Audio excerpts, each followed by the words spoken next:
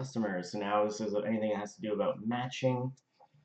By default, we will create customers when they don't exist. So if Sage can't find it, it will create the customer for you. If you don't want that to happen, well, you can just turn this off. Advanced customer matching. So by default, Sagify will look for a number of criteria to potentially find matches between your Shopify and your Sage. If you want to tell Sagify, how to find a customer right away, you can do so.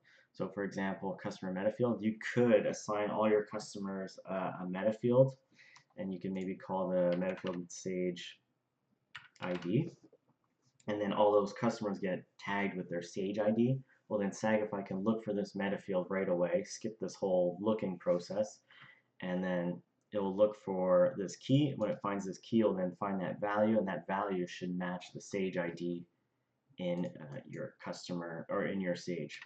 Same thing with product tags. You can assign the Sage ID as a product tag on their customer, and it will match it for you. And same thing with order tags. It will you can then assign a Sage ID as an order tag. It will look for that Sage ID. I'll leave it off because standard matching is going to work for us.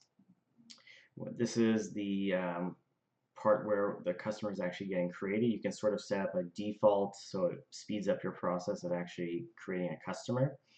It just makes a suggestion. It doesn't automatically do it. So you'll see when we're processing orders, you'll be able to override whatever it does, but it can give you a close approximation of how you might set it up. So basically, customer ID source, do you want it to be the customer's name or a company name? By default, it'll do company name, but if you want it to always be the customer name, you can have it selected like this. This slider represents how many characters of this first person's name you want to use. So for example, you can see the ID preview John Smith.